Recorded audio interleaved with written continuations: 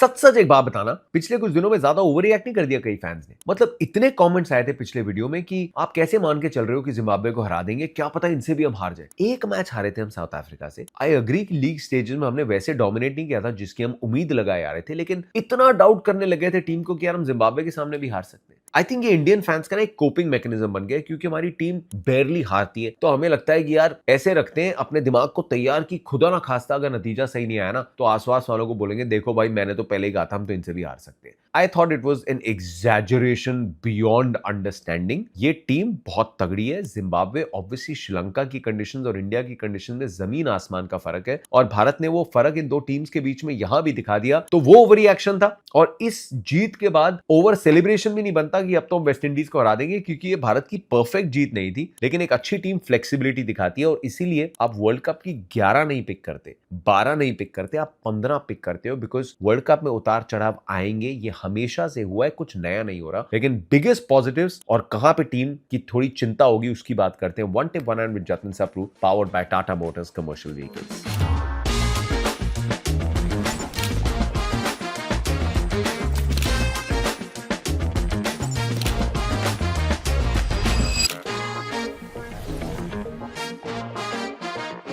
Toss जीत के मुझे लगा जिम्बाब्वे ने एक बार फिर से जो वेस्ट इंडीज के सामने किया था वो थोड़ी गलती दोहरा दी। अब क्या आपके मन में चल रहा है कि let's give ourselves the best chance? अगर आप बेस्ट चांस देना चाहते हैं तो जो कंडीशंस है इंडियन टीम की बैटिंग, आप जानते हैं अगर ये क्लिक हो गए और अच्छी बैटिंग कंडीशंस है तो ये उतने रन बना देंगे कि आपको आउट बैट कर देंगे। वेस्ट इंडीज ने जिम्बाब्वे को आउट बैट कर दिया था, इंडिया ने जिम्बाब्वे को आउट बैट कर दिया। मतलब जिम्बाब्वे के पिछले 40 ओवर या जो 40 ओवर इंडिया में डाले उसमें 500 से ऊपर रन कंसीड किए यार इस बॉलिंग अटैक ने। और चेंज किया, एक मीडियम पेसर को ले आया, ग्रेम क्रीमर जो उनके एग्री स्पिनर है उनको नहीं खिलाया। यू अंडरस्टैंड इंडिया की टीम में इतने लेफ्टीज हैं, लेकिन एक क्वालिटी स्पिनर का ऑप्शन तो रख सकते थे जब सिकंदर रजा खुद और ब्रायन बेनेट थोड़ी ऑफ ब्रेक डाल सकते थे। एक और डिफेंसिव सोच जिम्बाब्वे की ये थी कि पावर प्ले में स्पिन का एक ओवर भी नहीं डलवाया यार। And I am not saying कि यू फॉलो द ट्रेंड कि देखो बाकी टीम्स ने ऑफ स्पिनर डलाए, हम कुछ अलग करते हैं। जो पहली बॉल सिकंदर रजा ने डाली वो पड़ के एक्चुअली बाहर की तरफ गई थी, so why not just try it out. तो जिम्बाब्वे मुझे लगा, I was actually a bit disappointed कि बड़ी डिफेंसिव लगी जिम्बाब्वे जो उन्होंने लेंस भी बॉल करी। इट वाज कि इंडिया की रेपुटेशन ना पहले आ गई, एंड ये रेपुटेशन इंडिया ने कमाई, ये खौफ जो है उन्होंने कमाया। अच्छी बैटिंग कंडीशन चेन्नई में होनी थी, सूर्य ने कहा कि वो पहले ही बैटिंग करते, लेकिन जो चेंजेस किए टीम ने, हमने बहुत चेंजेस की बात की थी एंड इवेंचुअली वो चेंजेस हुए। मैंने पिछले मैच में भी कहा था डोंट बी सरप्राइज अगर वॉशिंगटन सुंदर खेलते हैं, और अगर वो खेलते हैं तो हो सकता है वो रिंकू सिंह की जगह खेले, क्योंकि रिंकू की उतनी बैटिंग नहीं आ रही थी। यू नो,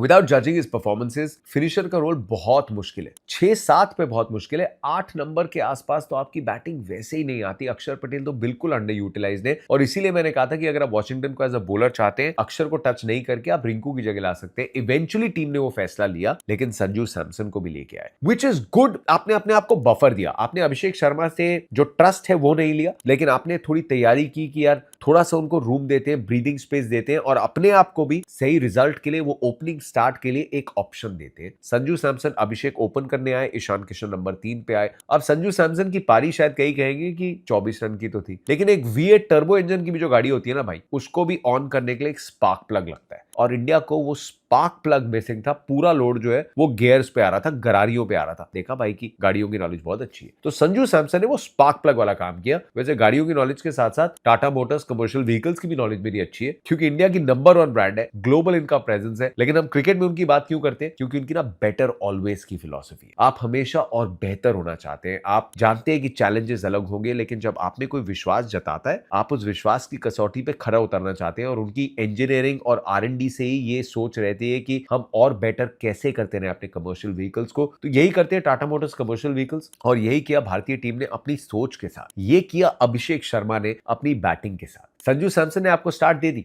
लेकिन अभिषेक शर्मा की बेटर ऑलवेज फिलॉसफी क्या है? अब वो युवराज सिंह वाला वीडियो आपको याद होगा, जब युवराज कह रहे हैं नेट्स में, ओ यार कभी सिंगल भी ले लिया कर। लेकिन गुरु कह रहा है, शिष्य को लगा होगा यार जब मैं हर बॉल चौका छक्का मार सकता हूं तो मैं सिंगल क्यों लूं? ये तो पुरानी फिलॉसफी है। लेकिन फिर क्रिकेट ने कहा कि देखो अभिषेक, मेरे से बड़ा, खेल से बड़ा ना कोई आया है ना कोई आएगा। रिस्पेक्ट तो आपको देनी पड़ेगी जब मुश्किल समय आएगा, और उस 1 रन की कीमत अभिषेक पहले 3 मैचेस में अच्छे से जान गए। तो इस मैच में उन्होंने क्या किया, Sanju took on the load, उन्होंने टीम को वो start they the power play में, एंड अभिषेक ने अपनी अप्रोच बदली, उन्होंने बॉल्स को डिफेंड किया, उन्होंने 8 डॉट बॉल्स खेली, उन्होंने स्पिन के सामने 13 बॉलें खेली, उसमें सिर्फ 1 चौका लगाया, 17 रन फिर भी बनाए, but he was okay to take the singles. एक उन्होंने डबल लिया, 4 चौके और 4 छक्के फिर भी लगाया अभिषेक शर्मा ने, क्योंकि ये इनकी क्वालिटी है, जब तक वो आउट नहीं होंगे the pressure is on the bowlers, वो खराब बॉल्स डालेंगे, और एक बार अभिषेक शर्मा सेट है तो वो अच्छी बॉल्स को भी तोड़ेंगे। 183 की स्ट्राइक रेट पे उन्होंने भी अपनी पारी को खत्म किया, and this is the beauty of this batting lineup. इनको अगर स्टार्ट मिल जाए ना, यही फर्क है, लोग तिलक वर्मा की स्ट्राइक रेट की बात कर रहे थे, अगर वो पहले दूसरे ओवर में बैटिंग करने आ रहे हैं, so it does take a little bit of time to understand that role. अब अभिषेक शर्मा ने रग जमा दिया, संजू सैमसन ने वो स्टार्ट दे दी, ईशान किशन ने अपनी फ्लेक्सिबिलिटी दिखाई कि 3 पे खेल रहे हैं, पावर प्ले में आ रहे हैं, इट्स अ सिमिलर सिचुएशन, उन्होंने रन बनाए। 4 पे सूर्य कुमार यादव आए, लेकिन अच्छी चीजें क्या हुई उसके बाद,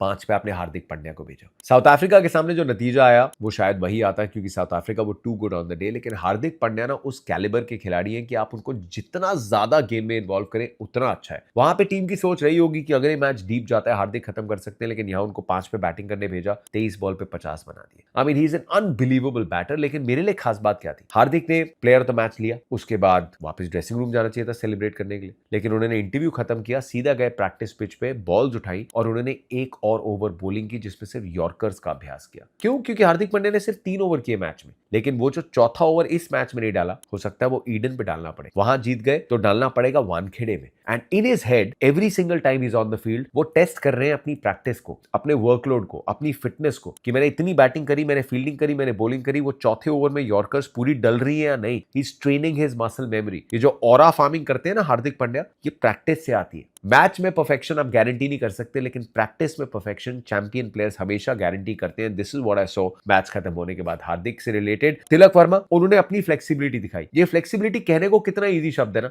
लेकिन इतना आसान है नहीं सबके लिए करना। तिलक ने कहा टीम पिछले 1-2 मैचेस से, मैच शुरू होने से पहले आधा पौना घंटा वो वीडियोस देख रहे थे, पिछले 1 साल में कैसा खेलते आए हैं। This is what the team does to bring the confidence back. इस मैच के पहले ज्यादा उनकी सोच नहीं थी, he was talking to his family और क्लियर माइंडसेट लेके आए। पहली बॉल पे विड्थ मिली, चौका लगाया, he didn't look back. 16-17 ball में 44 रन उन्होंने भी मार दिए थे। This is the power of Tilak. सब डाउट करने लग गए थे यार। So this change of role, this flexibility, इन्होंने सब आजाद कर दिया तिलक वर्मा को। 3 पे थोड़ी कंफ्यूजन थी कि मैं रोक के खेलूं, पारी को बनाऊं या सीधा मारूं, एंड नंबर 6 पे he was flying like a bird. और ये अच्छी सोच थी। शिवम दुबे तो बैटिंग करते आ रहे हैं, तो तिलक वर्मा को हार्दिक के बाद भेजा, दुबे के पहले भेजा। I thought that was a good decision. लेकिन बॉलिंग में हार्दिक स्टार्टेड द बॉलिंग अर्शदीप के साथ। इसके पीछे टीम की क्या सोच थी, because net run rate did not really matter, और जसप्रीत बुमराह और अर्शदीप सिंह के अच्छे प्लान चल रहे हैं इंडिया के। पहले 4 ओवर में वो बॉलिंग करें, because Hardik anyways back of length bowling करते हैं, जसप्रीत बुमराह ऊपर वाली बॉल पे स्विंग निकालते हैं। तो जब तक जसप्रीत बुमराह आए खेल में, तब तक स्विंग तो नहीं मिलने वाली थी। The only worry that team India will have is,